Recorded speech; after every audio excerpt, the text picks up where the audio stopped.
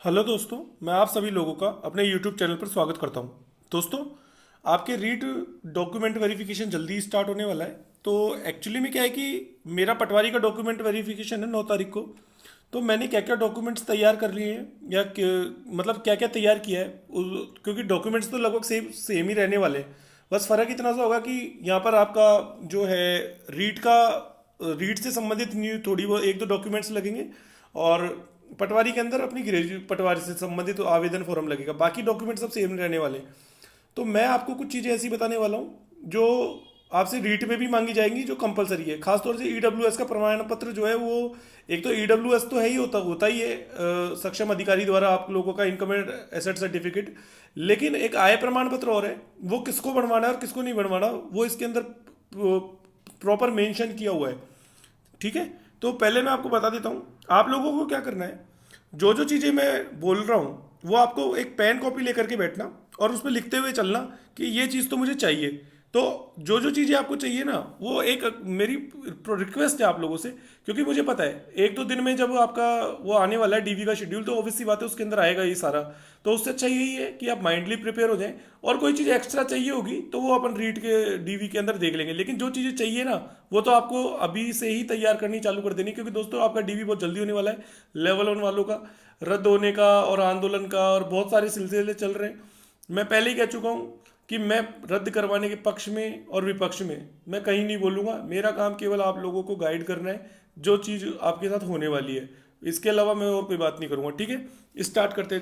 देखिए,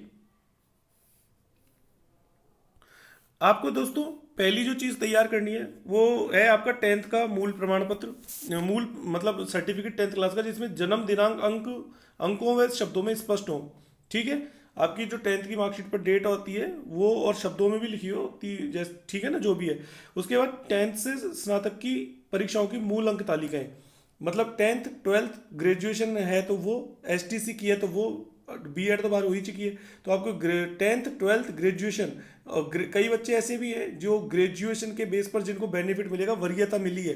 तो ये नहीं कि केवल 10th 12th और वो एसटीसी का अपना डॉक्यूमेंट ले जाएं। ग्रेजुएशन के अंदर भी आपने जो जो फिल किया था डॉक्यूमेंट वहाँ पर, कहाँ पे, इसमें क्या बोलते हैं, आवेदन पत्र में, चाहे आपने बीकॉम की हो, चाहे एमकॉम की हो, चाहे बीएससी एमएससी, उसके बाद एसटीसी की हो, चाहे जो भी है, सारे जो भी आपने वहाँ डॉक्यूमेंट फिल किया था क्वालिफिकेशन में, वो सारे आपको चाहिए। उसके बाद स्नातक की डिग्री या प्रोविजनल प्रमाण पत्र, बीएसटीसी धारी है तो बीएसटीसी धारी के लिए बीएसटीसी का प्रमाण पत्र जो भी है, दोनों सालों की मार्कशीट, आपका आपका प्रमाण पत्र, आपका माइग्रेशन सर्टिफिकेट, जो भी आपके 4-5 डॉक्यूमेंट होते हैं रीट के, इसके एसटीसी के, वो सारे चाहिए आपको। ठीक है ना, ये वाली बात है। इसके बाद दोस्तों मूल निवास प्रमाण पत्र और आवेदक का प्रमाण पहचान पत्र, आधार कार्ड एडमिट कार्ड जो भी है, और मूल निवास प्रमाण पत्र। तो ये पांचों चीजें तो आपको चाहिए ही चाहिए। ठीक है ना, ये तो आपको यहाँ भी चाहिए थी और वहाँ भी चाहिए। अब आ जाओ अगला, उत्कृष्ट खिलाड़ी के आधार पे हो तो उसका प्रमाण पत्र, मेरे पास नहीं है, मैंने नहीं बनवाया। आवेदक का भूतपूर्व सैनिक, मैं नहीं हूँ भूतपूर्व सैनिक। निःशक्त जन, अपन नहीं है, छोड़ दो। विवाहित नहीं है, अभी कवारे हैं। उसके बाद विधवा परित्यज्यता, कोई चीज नहीं, अपना है ही नहीं, वो तो लड़कियां हैं जो उससे संबंधित है। आवेदक का चयन अनुसूचित क्षेत्र, टीएसपी, मैं संबंधित नहीं हूँ, छोड़ दो। उसके बाद परित्यक्तता महिला पूर्ण है, ये अपने से मतलब ही नहीं है। आवेदक की दिनांक 1/6/2022 के बाद अधिक संतान, कुछ भी नहीं है। उसके बाद अभ्यर्थी के नाम उपनाम, विवाह संबंधी धूम्रपान गुटखा है सेवन न करने की वचनबद्धता जिला आवंटित होने पर संबंधित जिला कलेक्टर के माध्यम से किया जाएगा। तो दोस्तों ये वाला जो पॉइंट है 14वें नंबर का, अब क्या होता है ना कि लिखा तो हुआ है, फिर अपन ढूंढते हैं अरे यार कैसे बनवाना है कैसे बनवाना है, लेकिन यहाँ पे क्या लिखा हुआ है कि ये आवंटित जिला हो जाएगा ना उसके बाद है, मतलब फिलहाल अभी नहीं बनवाना है। ठीक है ना, तो ये आप लोगों को भी नहीं बनवाना है। उसके बाद अनुसूचित जाति जनजाति पिछड़ा वर्ग, ईडब्ल्यूएस एमबीसी जो भी है, इनका सक्षम अधिकारी द्वारा जारी प्रमाण पत्र। ठीक है, तो देखो एससी एसटी और क्या बोलते हैं, हाँ पहले एससी एसटी की बात कर लेते हैं। इनका जो जाति प्रमाण पत्र होता है दोस्तों, ये 10 साल तक के लिए वैलिड होता है, तो इनका जैसे डिजिटल होना चाहिए। तो अगर इनके पास डिजिटल है और 10 साल तक की उसकी है तो कोई प्रॉब्लम नहीं है, उनको कोई प्रॉब्लम नहीं आएगी। ठीक है, अब आते हैं ओबीसी पे। तो ओबीसी का और एमबीसी का जो है वो शायद हर 6 महीने में बनता है उन लोगों का। तो आपको 9 फरवरी से, और 6 महीने माइनस कर लो तो लगभग 9 सितंबर, शायद आई थिंक 9 सितंबर से 9 अक्टूबर, नवंबर, दिसंबर, जनवरी, फरवरी, तो शायद आप सितंबर, शायद 9 अगस्त से और 9 फरवरी के बीच तक का आपके पास ओबीसी या एमबीसी का सर्टिफिकेट होना चाहिए।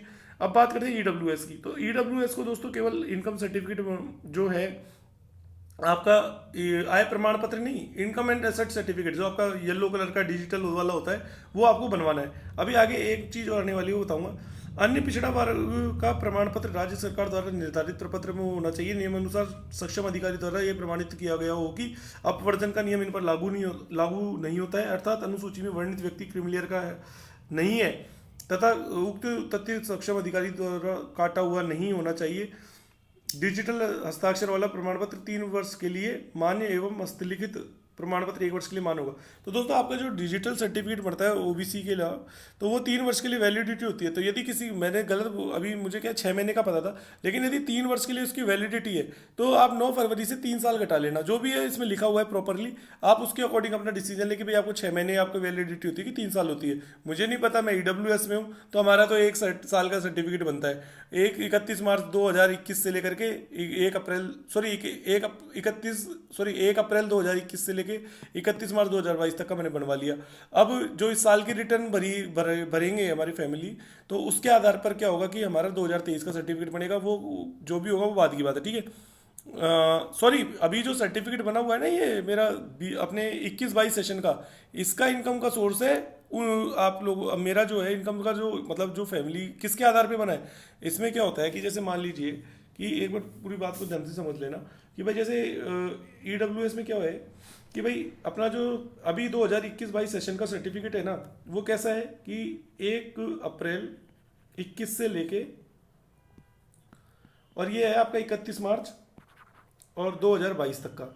लेकिन इसका आधार जो होता है ना वो होता है आपका आप लोगों की जो है ये एक तरीके से 21-22 का है ना, तो 20-21 की इनकम के आधार पर ये बनता है, ठीक है। तो अब जैसे मेरे को 22-23 का जो ईडब्ल्यूएस बनेगा ना वो मेरा 21-22 की इनकम के आधार पे बनेगा, ठीक है।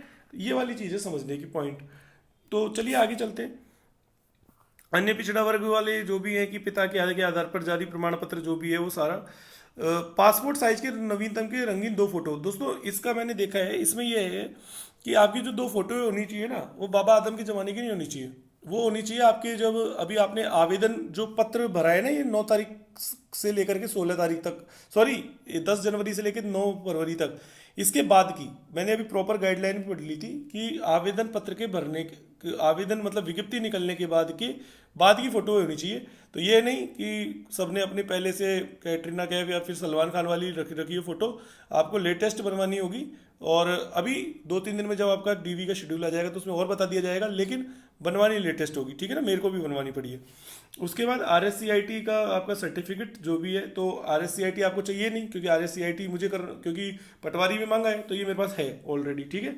आगे चलते हैं, तो ये आप लोगों को नहीं चाहिए। उसके बाद चरित्र प्रमाण सत्यापन हेतु अटेस्टेशन फॉर्म जिला आवंटित होने पर, तो चरित्र प्रमाण पत्र से संबंधित आपको अभी कुछ नहीं करवाना है, जब जिला आवंटित हो जाएगा जब आपको ये करवाना है, ठीक है।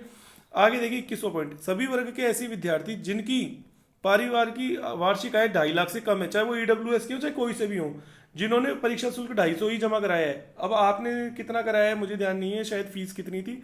ऐसे अभ्यर्थी जिनके अपने परिवार की आय 2.5 लाख से कम है, अब आपको पता हो तो अभी आपका जब फॉर्म भरा गया था आवेदन का, तो जिनकी 2.5 लाख से इनकम कम है उनके शायद 60 रुपए लगे थे, और जिनकी 2.5 लाख से ऊपर थे उनके 70 रुपए लगे थे। लेकिन बहुत से लोगों ने 10 रुपए बचाने के चक्कर में अपनी इनकम 2.5 लाख से कम ठोक दी। तो अब क्या करना पड़ेगा उनको, जो है कम होने का सक्षम अधिकारी द्वारा जारी आय प्रमाण पत्र पात्रता की जांच एवं दस्तावेज के सत्यापन के समय आवश्यक रूप से प्रस्तुत करें। ईडब्ल्यूएस के अलावा जो है उनको 2.5 लाख से कम का प्रमाण पत्र का जो भी सर्टिफिकेट बनेगा वो प्रॉपर उनको बिल्कुल लेकर के जाना पड़ेगा। केवल ईडब्ल्यूएस से काम नहीं चलेगा, या फिर कोई भी कैटेगरी हो, चाहे ओबीसी हो चाहे जो भी हो, जिनको आय के आधार पर मतलब आरक्षण मिला हुआ है, उन लोगों को जो है अपना आय प्रमाण पत्र बनवाना पड़ेगा जिनकी इनकम जो है 2.5 लाख से कम है, जिन्होंने शो की है, क्योंकि तभी तो उनकी फीस कटी है। एक कोरोना महामारी को लेकर के दोस्तों एक सर्टिफिकेट बनवाना है जो कि 72 घंटे पूर्व तक की रिपोर्ट का होना चाहिए, या आपको भी बनवाना पड़ेगा। तो इसमें अभी क्या है कि जैसे आज हुई है 1 तारीख, तो मेरा 9 तारीख को है, तो 6 तारीख से लेकर के मेरे को 8 तारीख तक का, मतलब 6, 7 और 8 इसमें कभी भी बनवा लूंगा। तो मैं चाहता कि शायद 6 तारीख को कोविड की अपनी जांच करा लूंगा। पहले आज तक तो कराई नहीं, लेकिन अब करानी पड़ेगी। भगवान से दुआ करूंगा कि नेगेटिव ही रहे, पॉजिटिव नहीं आ जाए, नहीं तो बैंड बच जाएगी, ठीक है ना। आगे देखिए, इसके बाद 1 सेकंड, हाँ आगे देखते हैं इसमें। इम्पोर्टेंट देखिए, एक तो अभी क्या है कि आपके आवेदन पत्र ऑनलाइन फिल हो गए हैं, तो अभी क्या हुआ है, ये तो ऑनलाइन आवेदन है। अभी हमसे क्या है कि जैसे ऑनलाइन आवेदन तो जब अपने फॉर्म भरा था पटवारी का तब तो भर ही दिया था, हार्ड कॉपी वाला जो निकल देगी उसकी। उसके अलावा एक प्रॉपर आपको सेट होगा जिसके अंदर आवेदन पत्र होगा। देखो मैं आपको बता देता हूँ आवेदन पत्र कैसा होगा, जिसको हाथ से बनाना है हमको। ये आवेदन पत्र ऐसा होगा। एक सेकंड रुकिए, एक सेकंड रुकिए। तो दोस्तों ये देख सकते हैं ऐसा आवेदन पत्र निकलेगा। तो ये हमको, ये अभी पटवारी में दिया था, तो ऐसा रीट में भी हमको मिलेगा, ठीक है ना। जिन लोगों का डीवी में होगा तो उनको ये हाथ से भरना है। और ऐसे दो फॉर्म पूरा प्रॉपर, ये इसका पूरा प्रॉपर फॉर्म है ये। चौथा पेज और ये छठा पेज, सातवां पेज जो भी है, आठवां पेज, ठीक है ना। जारी क्रमांक, संलग्न संख्या, ये देखो इस तरह पूरी एक एक चीज लिखा गया इसके अंदर। ऐसे नहीं है कि कोई आपको गलती नहीं करनी है, गलती से भी गलती करके। और चेकलिस्ट, तो हाँ ये आप देख सकते हैं कि लगभग आपका ये है सात, एक पेज तो ये है आपका 7वें नंबर का, छठे नंबर का, एक ये है हमारा 5वें नंबर, चौथे नंबर का। तो 4, 5, 6, 7 मतलब 4 पेज का ये फॉर्म है। इसको अलग से आपको पीडीएफ निकलवा करके इसकी प्रॉपर आपको क्या बोलते हैं, इसको हाथ से भरना है। यहाँ पे पेन से रोल नंबर, रीट का जैसे आपका मैं पटवारी का लिखूंगा, या आवेदन पत्र क्रमांक जो भी आवेदन पत्र था मेरा, मेरिट क्रमांक, ये सारा केवल अंतिम परिणाम हेतु जो भी है, ठीक है ना, ये सारी चीज़ें लिखा गएगी। अब इसके बाद चलते हैं आगे। तो दोस्तों यहाँ से आपको काफ़ी चीज़ें मिल गई सीखने को, ठीक है। तो ये एक तो ये चीज़ हो गई। इसके अलावा आवेदन पत्र की दो कॉपियाँ तैयार करनी है, वो आपको कैसे भरना है वो बता दिया जाएगा। उसके अलावा 2 प्रतियों में अलग अलग लेके आना है। विस्तृत आवेदन की फोटो प्रति स्वीकार नहीं की जाएगी। मतलब क्या, कई बच्चे क्या करेंगे, एक फॉर्म भरेंगे और उसकी फोटो कॉपी करा लेंगे। ऐसा नहीं करना है, 2 फॉर्म ही लिखने हैं तो 2 फॉर्म ही भरने हैं आपसे, ठीक है ना। इसके बाद शैक्षणिक योग्यता और इनके आवश्यक पहचान पत्र, वो आपको पता ही है। पटवारी परीक्षा में 2021 का ऑनलाइन आवेदन पत्र की हार्ड कॉपी की 2 प्रतियां, मतलब ऑनलाइन आवेदन पत्र जो आपने भरा था ना पटवारी का, जैसे मैंने पटवारी का भरा था, तो उसकी 2 कॉपियाँ चाहिए, ठीक है ना। और क्या कहते हैं, उसके अलावा प्रवेश पत्र, आपका रीट का एडमिट कार्ड चाहिए इसके अंदर। जैसे मेरे पास पटवारी का है तो आपका रीट का भी होना चाहिए। एक विस्तृत आवेदन पत्र के साथ स्वयं प्रमाणित संलग्न करनी है। मतलब आपको क्या करना है कि जब भी आपका डीवी में नंबर आएगा तो उससे पहले जो भी आपकी फोटोकॉपीज होगी ना, 10th 12th ग्रेजुएशन, सब पे सेल्फ अटेस्टेड करनी है। मतलब सीधी सी बात है, उसके साइन होने चाहिए आपके जो भी हैं। एक 100 रुपये का पोस्टल ऑर्डर सचिव द्वारा राजस्थान कर्मचारी बोर्ड के नाम से जो भुगतान योग्य हो, संलग्न करे। मतलब आपको क्या है कि पोस्ट ऑफिस जाना पड़ेगा, 100-100 रुपए के 2 स्टाम्प निकलने में, मतलब पोस्टल ऑर्डर बनवाने पड़ेंगे, जो कि आपकी जो प्रतियां आप फॉर्म भरोगे ना अभी हाथ से, तो उसके साथ लगेंगी। अभी दोस्तों मुझे नहीं पता कि वो अभी रीट के अंदर ये अलग से फॉर्म भरवाएंगे नहीं भरवाएंगे, लेकिन पटवारी में तो भरवा रहे हैं, ठीक है ना, वो बात है। यदि आवेदक अनुसूचित क्षेत्र में निवास करता है और वहाँ का लाभ लेना चाहता है तो अनुसूचित क्षेत्र का होने के नाते विशेष मूल्य प्रमाण पत्र, ठीक है ना, ये तो कोई दिक्कत नहीं है। लेकिन आपके लिए मेन इंपॉर्टेंट पॉइंट है ना, ऊपर से तो लगभग 6 से 7 पॉइंट मैंने आपको बता दिए, और इसके अंदर भी आपके जो है इंपॉर्टेंट पॉइंट है ना, वो है पहले नंबर का, दूसरे नंबर का, तीसरे नंबर का, ठीक है। इसके अलावा आपका जो है उसके बाद सॉरी आपका चौथा नंबर का, और एक 5वें नंबर का, ठीक है ना, और एक छठे नंबर का। तो मतलब आपकी ये पॉइंट इंपॉर्टेंट है। और एक 7वां नंबर भी भाई इसमें अटेस्टेड करवाना है आपको, ठीक है ना। अंतिम चयन हेतु विस्तृत आवेदन पत्र हेतु अभ्यर्थी को वेबसाइट पर उपलब्ध करवाई दिया ये विस्तृत आवेदन पत्र जो भी है इन्होंने। और अनुसूचित क्षेत्र में निवास करता है तो उसको क्या बोलते हैं, वहाँ का लाभ लेना चाहता है तो वहाँ का विशेष मूल्य सर्टिफिकेट है उसको दिखाना होगा। तो आप लोग समझ गए दोस्तों। तो पूरी बात जो है ना, मोटी मोटी कंक्लूजन में वो आप लिख लेना। मैंने आपको बता देता हूँ कौन कौन सा पॉइंट का आपको ध्यान रखना है, ठीक है ना। इसमें इंपॉर्टेंट अब बता रहा हूँ लास्ट बार। 22वें नंबर का पॉइंट आपको ध्यान रखना है। 21वें का ध्यान रखना है। इसके बाद आपका 18वें नंबर का पॉइंट का ध्यान रखना है। RSCIT आपको चाहिए नहीं। एक आपका 15वें पॉइंट का आपको ध्यान रखना है, ठीक है ना। और इसके अलावा ये सब छोड़ देना, और 1 से लेके 5 तक के। तो ये मैंने जो मेन पॉइंट है इनका ध्यान रखना है, ताकि अभी जब आपका डीवी का जैसे ही शेड्यूल आएगा तो आप लोगों को परेशान होने की जरूरत नहीं पड़ेगी। अब आपका शपथ पत्र, घोषणा पत्र और जो भी मेडिकल सर्टिफिकेट, ये सब आपका आवंटन हो जाएगा ना जिला, तब होगा ये सब। अभी फिलहाल आपको जरूरत नहीं है।